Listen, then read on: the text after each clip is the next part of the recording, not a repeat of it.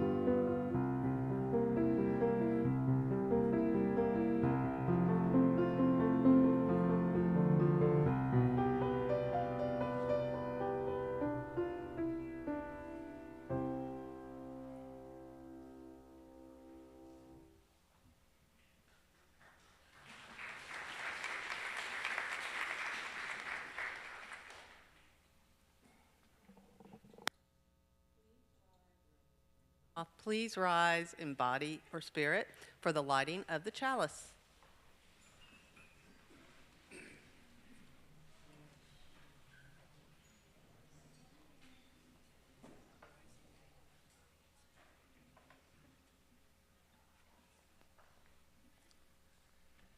We gather together this morning tenderly like drops of dew on a leaf of grass, hopefully like gathered raindrops in a cloud, gleefully, like water rushing in a stream to the sea, deeply, like groundwater pulled from a well.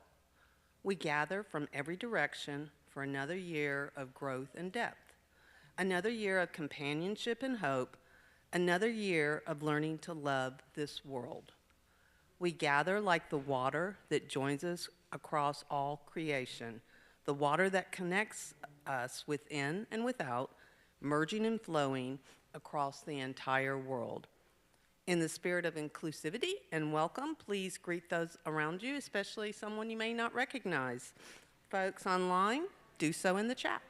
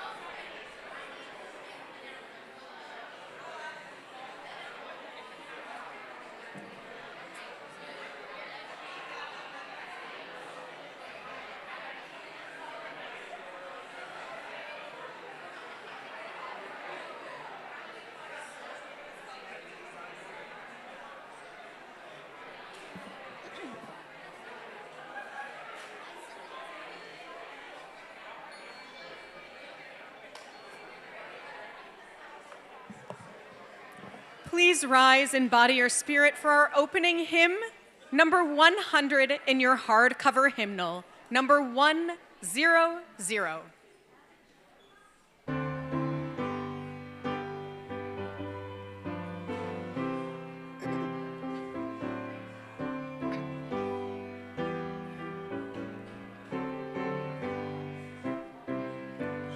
I've got peace like a river, I've got peace like a river, I've got peace like a river in my soul. I've got peace like a river, I've got peace like a river, I've got peace like a river in my soul. Joy like a fountain, I've got joy like a fountain, I've got joy like a fountain, I've got joy like a fountain in my soul. I've got joy like a fountain, I've got joy like a fountain, I've got joy like a fountain in my soul. Love like an ocean, I've got love like an ocean, I've got love like an ocean, I've got love like an ocean in my soul. I've got love like an ocean, I've got love like an ocean, I've got love like an ocean in my soul. Pain like an arrow, I've got pain like an arrow, I've got pain like an arrow, I've got pain like an arrow in my soul. I've got pain like an arrow, I've got pain like an arrow, I've got pain like an arrow in my soul. I've got tears like the raindrops, I've got tears like the raindrops, I've got tears like the raindrops in my soul. I've got tears like the raindrops, I've got tears like the raindrops, I've got tears like the raindrops in my soul. I've got strength like a mountain, I've got strength like a mountain, I've got strength like a mountain in my soul. I've got strength like a mountain, I've got strength like a mountain, I've got strength like a mountain in my soul.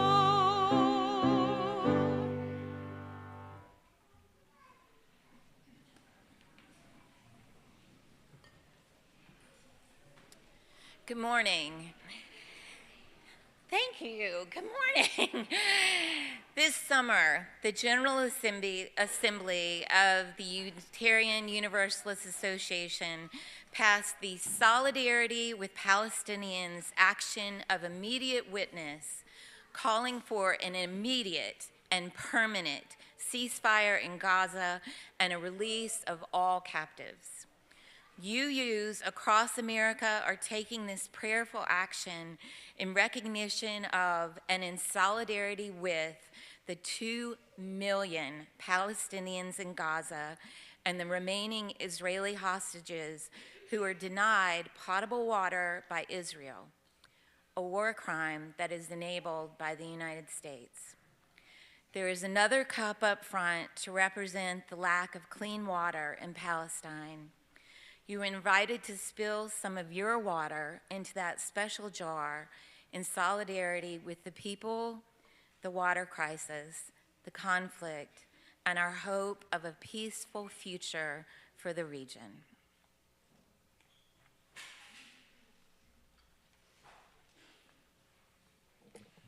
Good morning. My name is Phil Vanderkamp, and I'm a member of the board. Our church is supported by those who call our church home. and by those who support the efforts of our church to change our world for the better. If this is your first time with us, please pass the plate. We are just glad that you are here. We share our cash plate every Sunday with organizations whose work reflects UU values to care for marginalized persons, advocate for real and systemic change, defend our environment, and promote justice and equity for all. Today, we are sharing our plate with UU the Vote. UU the Vote is an initiative of the UU Association's Side with Love team, providing UUs with thoughtfully crafted voter engagement opportunities. Your UU Justice Committee has participated in phone banking and voter outreach through UU the Vote over the years. UU the Vote supports congregations and UU organizations in activating thousands of UUs to mobilize voters, counter voter suppression, and engage in spiritually grounded, values-based issue conversations with voters in our communities. This is a grassroots campaign that relies on grassroots support. We appreciate your donations, either by placing them in the plate, by mailing your donation to the church, or by using PayPal, VENMO, or Zelle. More information is found in the order of service in the lower right corner. Thank you for your generous support of our church and our Share the Plate recipient. May we give in love and may we give in hope.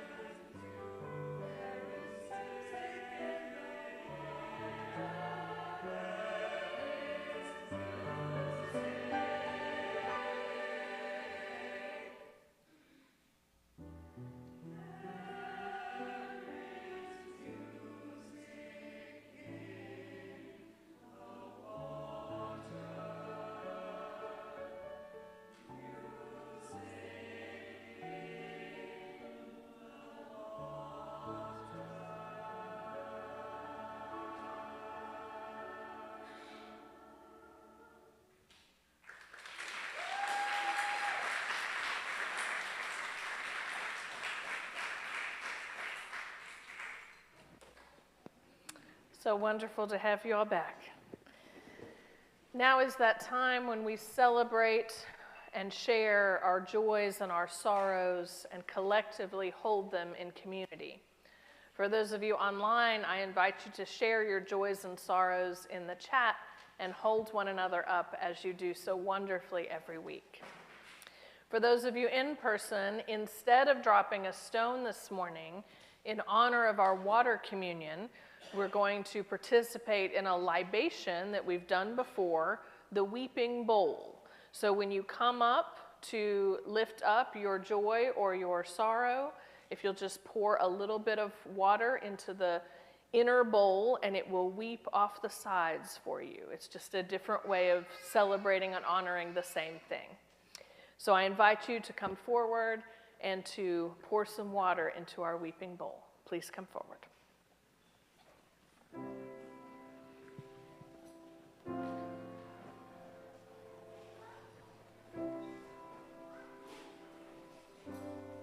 It's kind of heavy. There you go.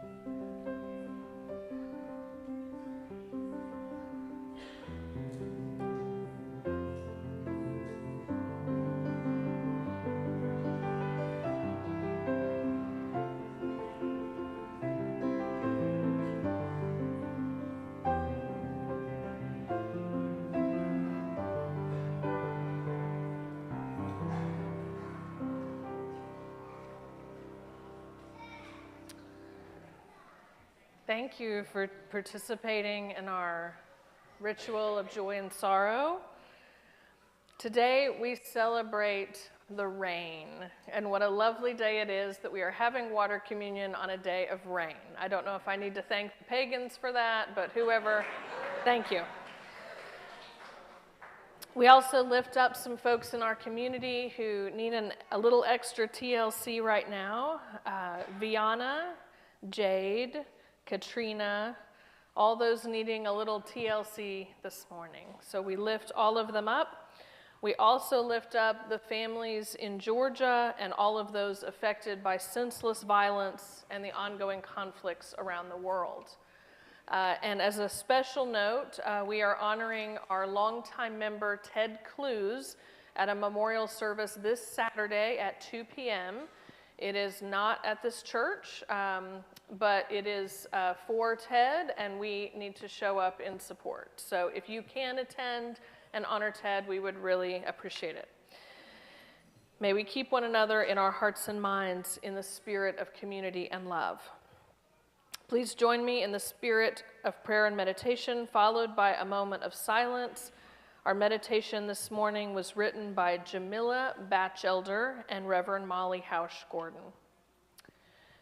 From above, a river cuts through an evergreen forest.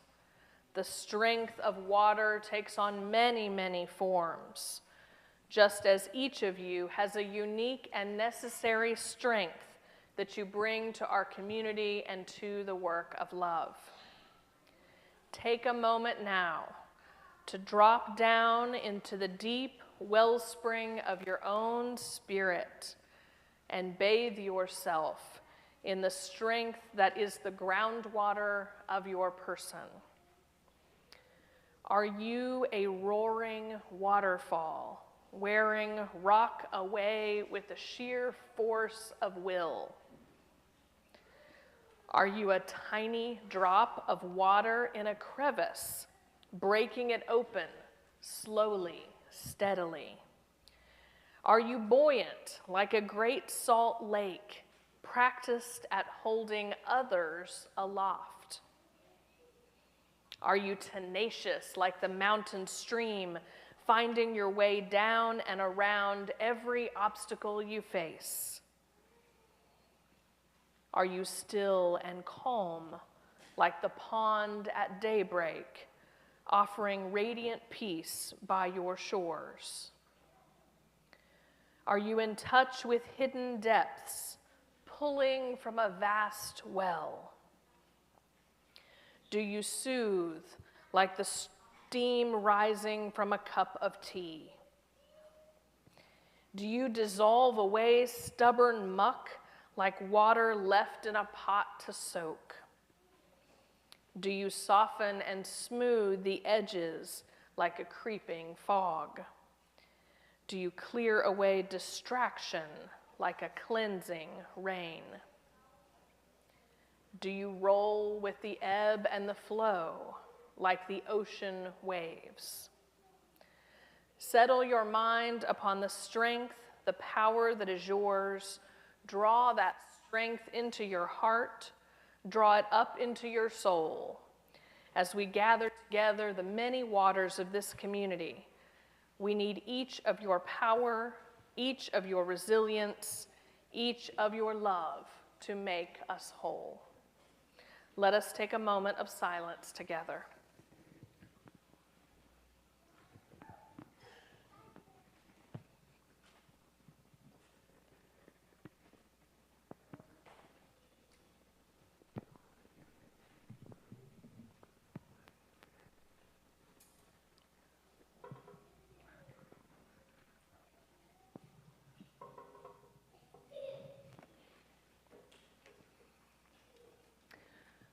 Amen and blessed be. The core symbolism of our water communion ritual is that we all come from water. As a species on a planet where life began in the ocean, as mammals who float in amniotic fluid as we are ready for birth, as beings whose cells are mostly water. and yet we are separate from each other, and we have been apart since there tends to be a slowing down, a different rhythm in the summer months, even as our church does, where we have church throughout the summer. We are officially reuniting this morning. We are separate and yet together, the way water scatters into rain and streams and clouds and springs and ponds and puddles, and yet flows together again and again. One great planetary ocean. Not only is no drop of water superior to any other, all water comes from the same place. We will remain silent during our water communion ceremony in order that we may reflect on the power of water. As part of our commitment to grounding and meditative practices, this year's water communion invites you to name the water you bring in a little different way. If you forgot your water, we also have water up here. There are placards here that represent the water of tears, the water of cleansing and renewal, the water of nourishment, and the water of change. As you pour your water into the vessel, you are invited to read aloud or silently to whichever speaks to you. For those of you online, and for those of you who need me to read them aloud, the cards say, "This is the water of tears poured out to shed sorrow. This is the water of cleansing and renewal poured out for a new start. This is the water of nourishment poured out to sustain. And this is the water of change poured out to shape the world into the beloved community."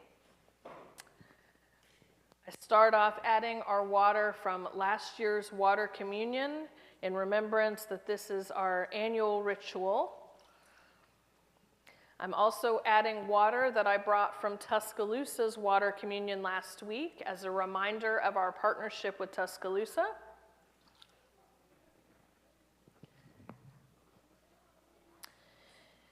And there is a vessel up here for the water mentioned in the Justice Minute as well.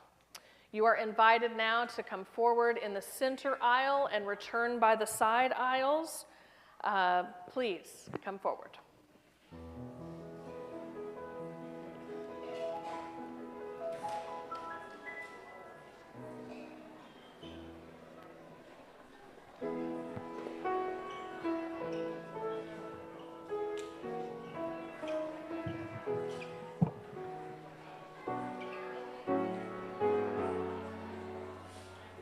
Go ahead.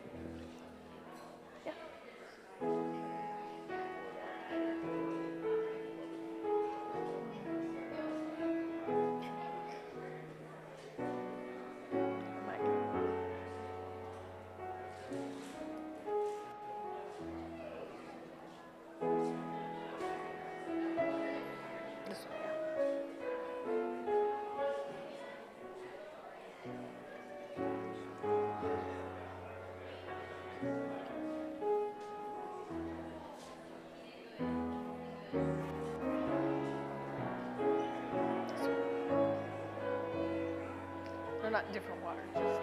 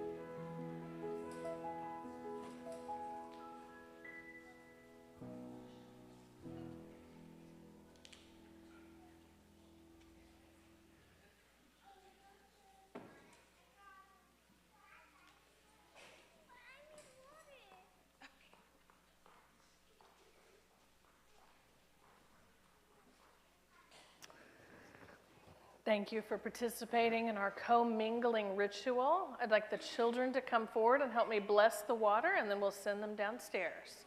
Come on up.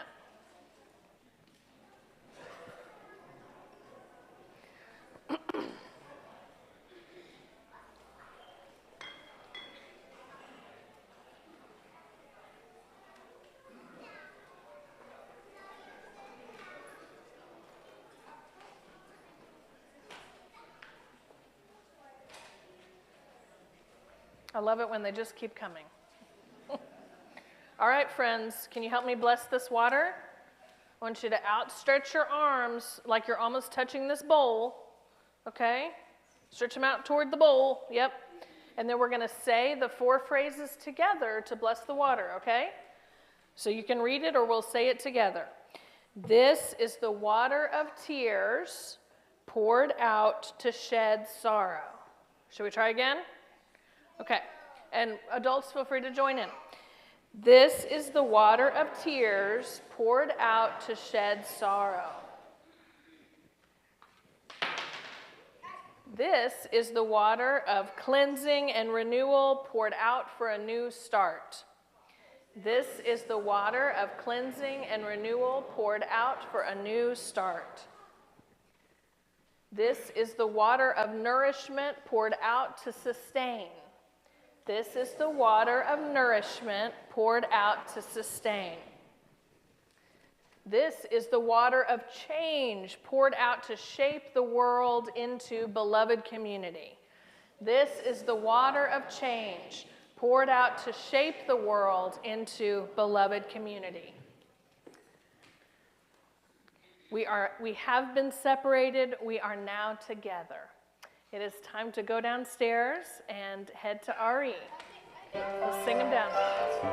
1, each person is worthwhile. 2, be kind in all you do. 3, we help each other learn. 4, and search for what is true.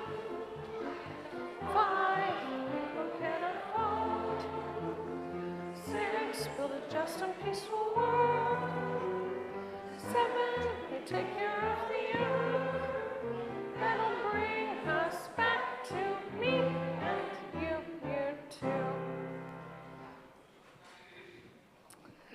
too.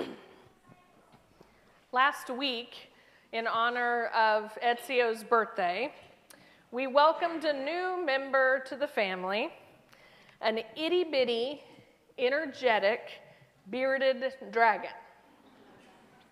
In preparation for this event, I have tried to learn a lot about how to care for them so they can live their best life, thousands of miles from where they evolved.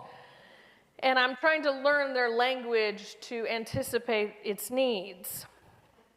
For a couple of days after bringing our dragon home, Ezio refused to name the dragon because he didn't know its pronouns. It's almost like the kids are paying attention at church. A few days ago, the dragon wasn't acting like itself, and so I read that perhaps it was dehydrated. So I prepared a bath and carefully placed this itty-bitty creature into the water. And for the first few seconds, this dragon did not know what to think. But then, slowly, I watched its hind legs start to float, and it just hung out in the water, almost like it was having fun. After the bath, the dragon acted like itself again, and I was relieved that in that moment, I understood what it needed. Bearded dragons, who are creatures who immigrate from the Australian desert, still need water for sustenance. Water is life. 2 weeks ago, one of my illustrations during my sermon included a discussion of Neanderthal behavior. And on our YouTube channel, some folks were giving me a hard time because I believe that Neanderthals existed. And they hypothesized that I also believe that we descend from monkeys, which I do. Science is an integral part of my belief system. You don't have to agree with me. That's part of the free pulpit, but that is part of it. Science tells me that our bearded dragon at my house shares 65% of our human DNA. And we have 98% of the same DNA as bonobos and chimpanzees. Science tells us that 60% of our bodies are water. And even our bones, this statistic kind of rattled me, even our bones are 31% water. Sometimes science catches up to explain the mysteries we have already experienced. Science validates the benefits of many of our UU spiritual practices, like yoga, qigong, meditation, gardening, creating with our hands, and silence. Science has discoveries yet to make and puzzles yet to solve. And those are mysteries that are fun to think about and explore. And when science evolves, so too do my beliefs. How has your understanding evolved over time? If we aren't careful, we can become stuck in the facts as they were taught to us at school, some of which weren't even facts back then, but were drilled into our brain regardless. And I'm not picking on any generation here. Unless you are currently in school, you are likely carrying around notions of how things are or should be, even if the current scientific understanding has changed. When I was in school, we had 9 planets. We don't have 9 planets anymore. I still disagree with Neil deGrasse Tyson, but he's kind of got more clout than me in that. And I was also taught that there were 114 elements on the periodic table. How many of you were taught that there were less than 114 elements on the periodic table? Yeah, okay. So we have demoted Pluto, and science have added 4 new elements since 2016. How many of you knew that? I didn't know that until I looked it up. The 4 new elements are nihonium, number 113, moscovium, 115, 117, tennessine, and 118, oganesson. And I'm probably mispronouncing all of those. Sorry, chemists. But when I was in school, the USSR was still a thing. When I was in school, Germany was still split into 2 countries. When I was in school, they and them were militantly plural pronouns, despite evidence that those words have been used in the singular since the 13th century. And don't get me started on the new math that children are learning.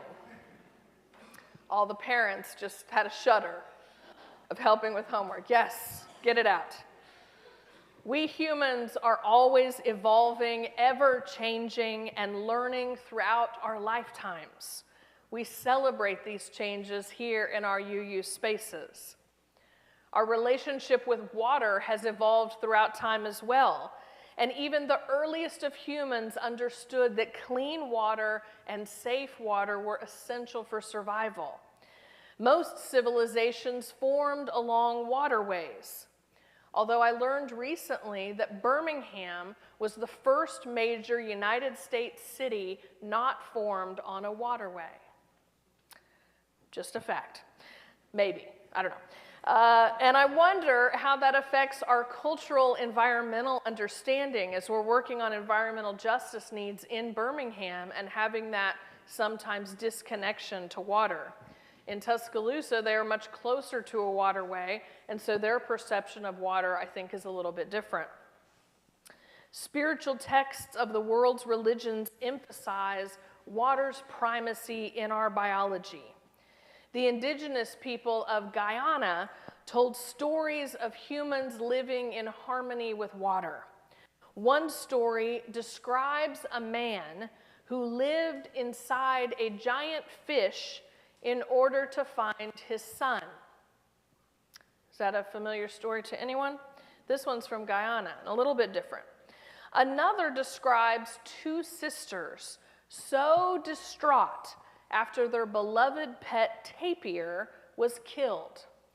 They were so distraught that they threw themselves into the sea and became the manatee and the porpoise, which sounds like another mermaid origin story to me. In the Enuma Elish, a text that I have spent so much time reading, the Babylonian creation story, which is over 4,000 years old, water is the most important symbol. And it is an element that must be forcibly contained in order to assure human survival. Apsu and Tiamat are the father and mother gods respectively, and the tablet of the Enuma Elish begins this way.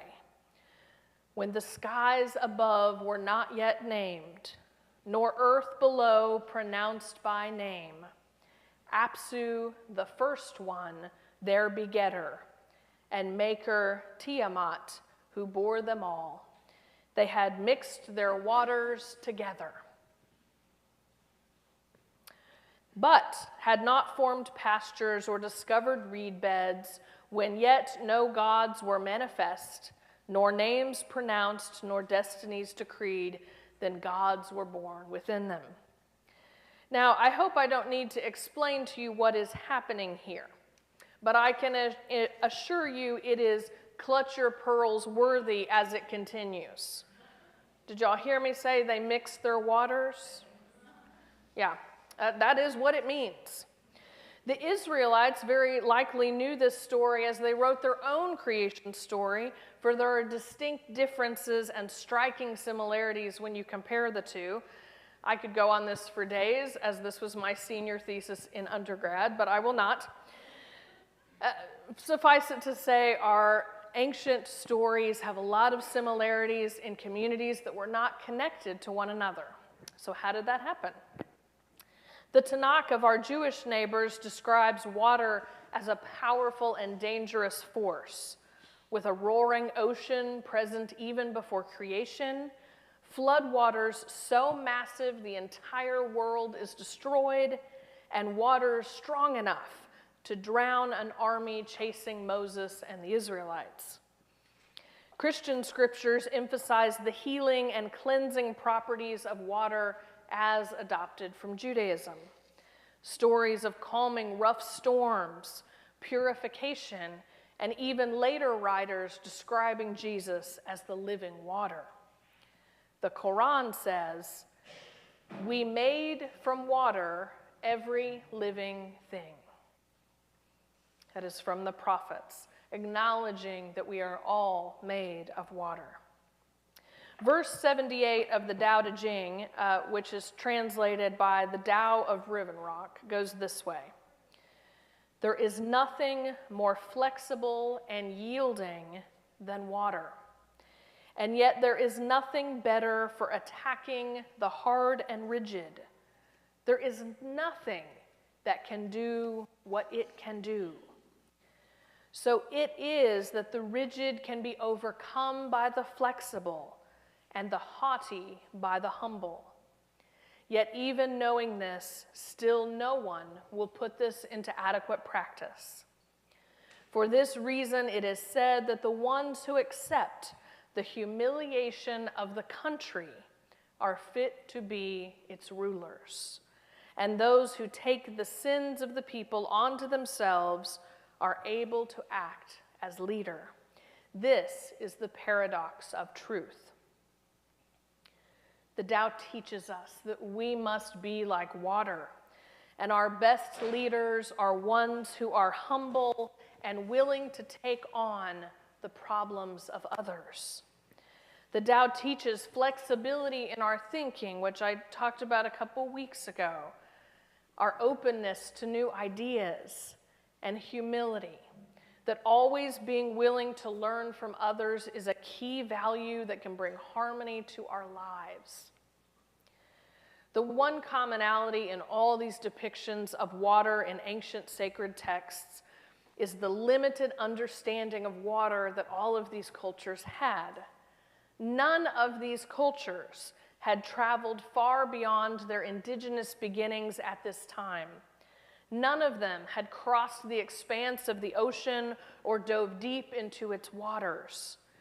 Their experience of water was their local lakes and rivers and streams and ponds, and still they recognized the centrality of water in their lives. Later on, the Aztecs described the sky as water which reaches the heavens. And the Mayans of Guatemala depicted water as blue with wavy lines, as did most of the rest of the world at that time. The Mayans also discovered that their water was being tarnished by the red mercury paint that they were using. It was getting people sick and they were dying. And so the Mayans developed a water filtration system so advanced and modern that it could still work today to purify water. Our Unitarian and like-minded ancestors were foundational for understanding water more deeply and scientifically. Joseph Priestley, who brought Unitarianism to the United States and was a Unitarian minister, was also the chemist who discovered oxygen. Henry Cavendish, who was an agnostic, discovered hydrogen. And together they discovered that when he mixed hydrogen and oxygen together, they created water. Without Unitarians and our humanist ancestors, we might not understand water as well as we do now. From our earliest beginnings, humans have understood the primacy of water, and yet we still have so much to learn. We are a people who have taken water for granted. We have used water to hurt other people, as a way to kidnap and enslave people from their native lands, as a source of torture and a weapon, and using clean water as a privilege that only certain people deserve. We have also harnessed the power of water in hydroelectric power. We have taught our children how proper hand washing prevents the spread of germs, and we have encouraged others to drink water for physical and mental health. How many times has someone said to you, go drink a glass of water and you'll feel so much better? We are starting to uncover the hidden uses of our water and elevating conversations about fracking, about products which require water to be made, and are working together to prevent our waterways from being polluted further. We are only recently in human understanding realizing that our potable water sources are disappearing, and we must work harder to protect our most precious life source. John Thorsten wrote this: "Water links us to our neighbor in a way more profound and complex than any other." And Bernie McGould from the Lackawanna River Association wrote this: "Water has a voice. It carries a message that tells those downstream who you are and how you care for the land." 2 weeks ago, we made a visual representation of our congregation during service. It's right here. Did y'all see it? And Gerda told me it is good art because you can hang it whatever direction you'd like.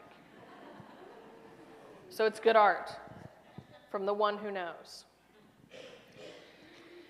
Water was a part of the mixture of this paint. I had to make a special paint cocktail in order for this to happen. So water is a part of this painting as well. Water is beautiful. Water is life.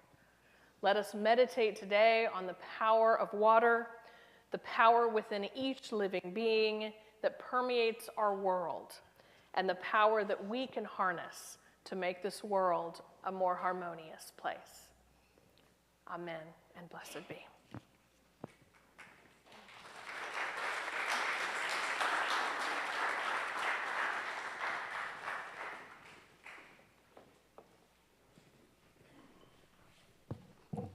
Am I on? Yes.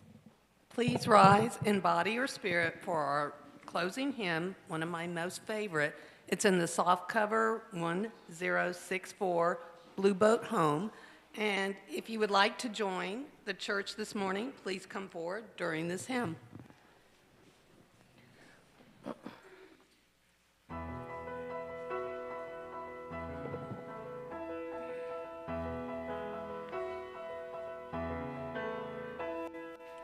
Though below me I feel no motion, standing on these mountains and plains, far away from the rolling ocean, still my dry land heart can say, I've been sailing all my life now, never harbor or port have I known.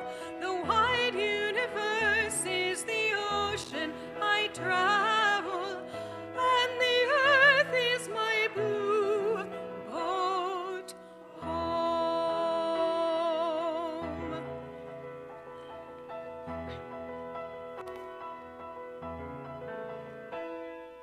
Sun, my sail, and moon, my rudder, as I ply the starry sea, leaning over the edge in wonder, casting questions into the deep, drifting here with my ship's companions, all we kindred pilgrim souls, making our way by the lights of the heavens, and in a beautiful blue boat home.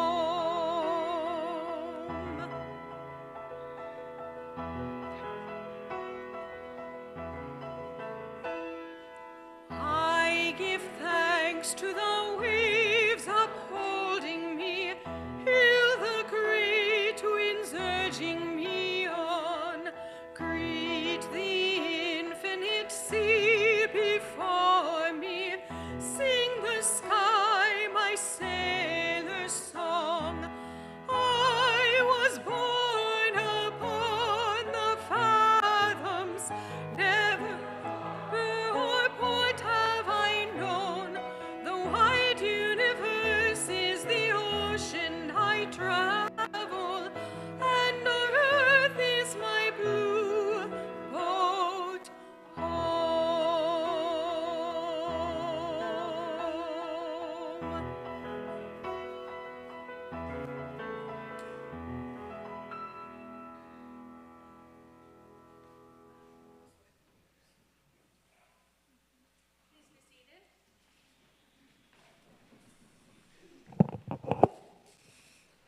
Come on over, guys.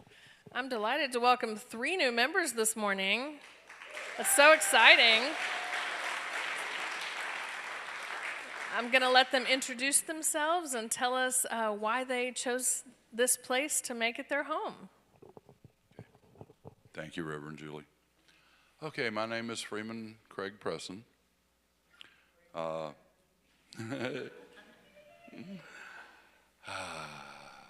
Let's see. I'm a native born and bred Southerner and a Cherokee descendant. In my adult life, I've been a friend of 4 or 5 different UU congregations at different times. And I started, well, I've been to this one off and on a few times, but I started coming regularly just recently, and it felt so much like home. that I thought it was time to break down and actually sign the book somewhere. So I'm home.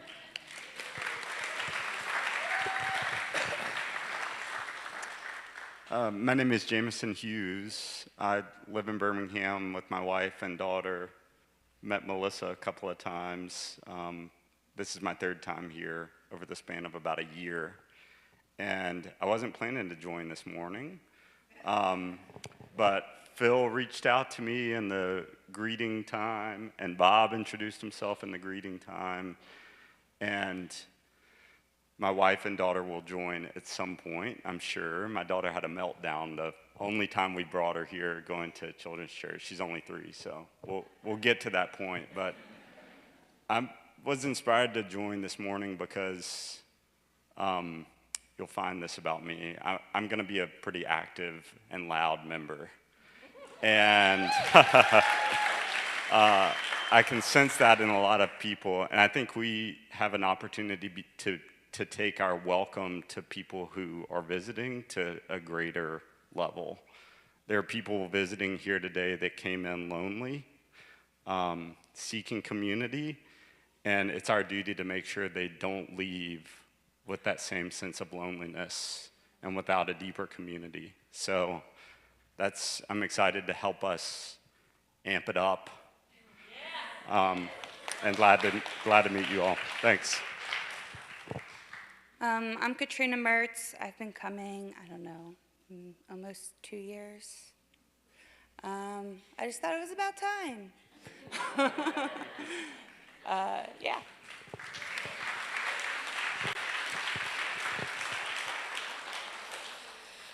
Each one of you just gave me chills for different reasons. I'm so delighted that you have decided to call this place home, and I'm so excited to welcome you to this community. Will you support this church in all the ways that you can? Yes. Congregation, will you help me welcome them and help them to feel connected in our space? Yes. Amen.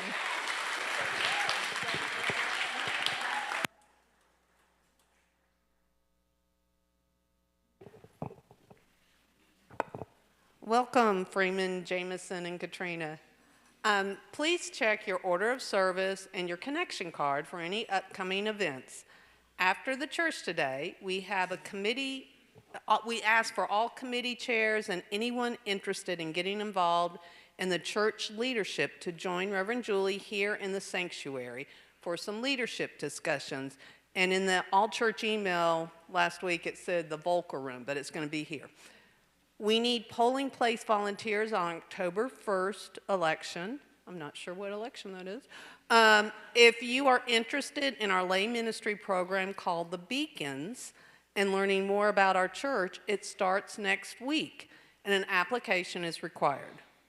October 4th, I don't know what that word is. October 4th, we will be hosting a viewing of one of our church documentaries, Bending the Arc, The Vote, with panelists and music from civil rights legends. Circle Mixers will start back in October. Claim your spot now to spend time with folks in our community, and if you sign up, you'll attend 4 dinners between October and February and get to know other folks. Halloween Festival is October 19th. I'm going to be bringing my bag of candy in the next week or 2. Please fill out your connection card and check anything you're interested in. Our staff, as I said before, they do read these cards every week.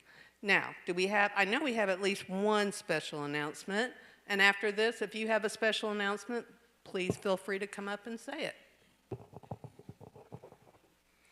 Hey everyone, my name is Scarlett for any of the new ones. I'm with the Cups group, but I am also here today to talk about the Halloween Fall Festival. So I am help organizing that, yay. And that is the October 19th event here at the church. But this is a big community event. This is not just for the church congregation and all of our lovely families. We do reach out to the community a lot, and that gets a lot of attention. It was pretty big last year for those that came, and a lot of new faces. I didn't even recognize a lot of them. I met a few. I had ran the potion booth, which was a lot of fun.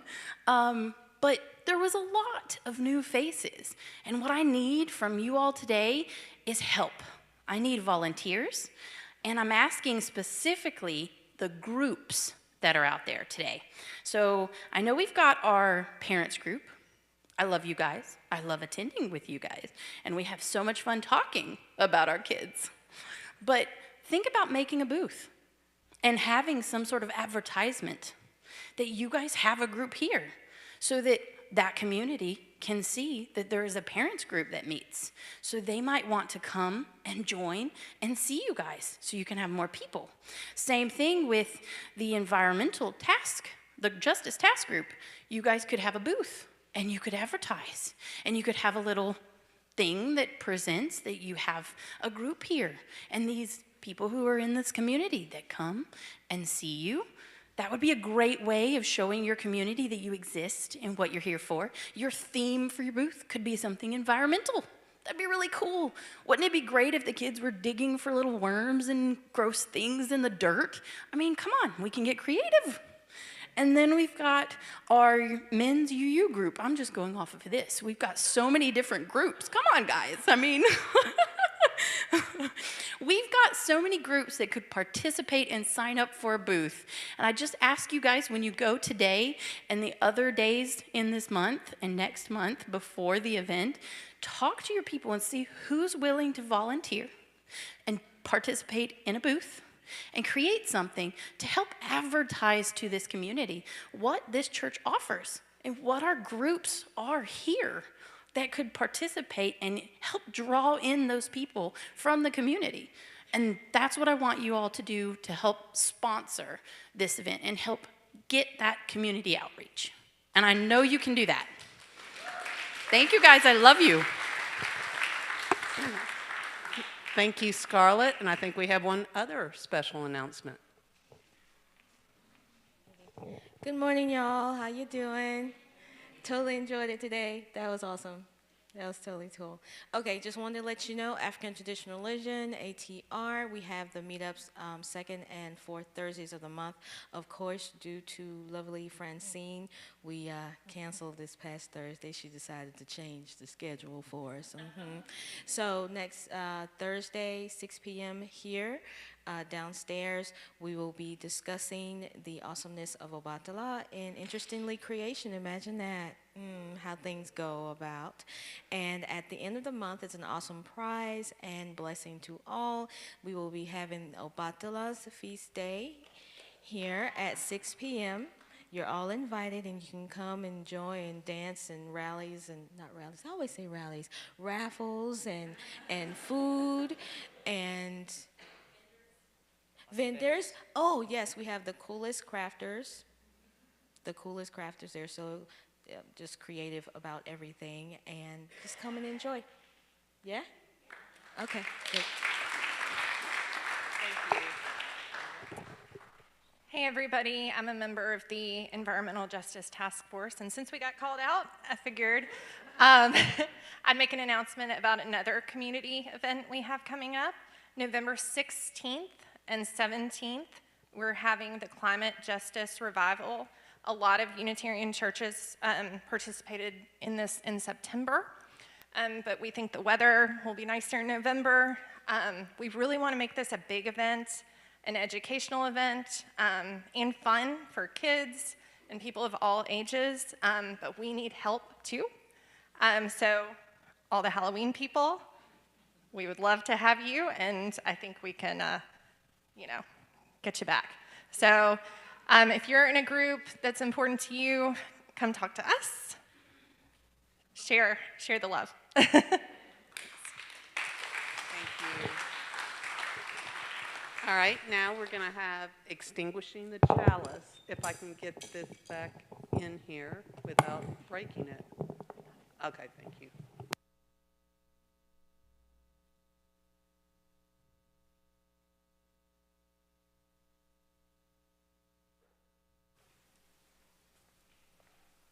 Thank you, Elizabeth.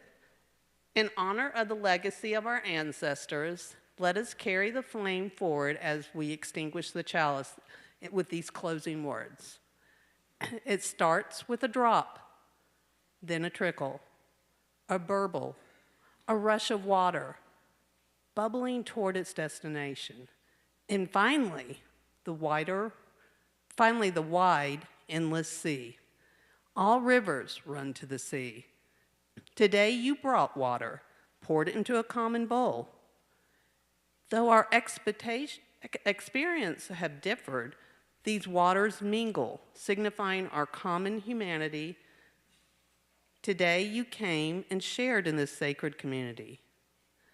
May you depart this sacred space, hearts filled with hope for new beginnings, a fresh start. Go forth, but return to this community where rivers of tears may be shed, where dry souls are watered, where your joy bubbles, where your life cup overflows, where deep in your spirit you have found in this place a home. All rivers run to the sea.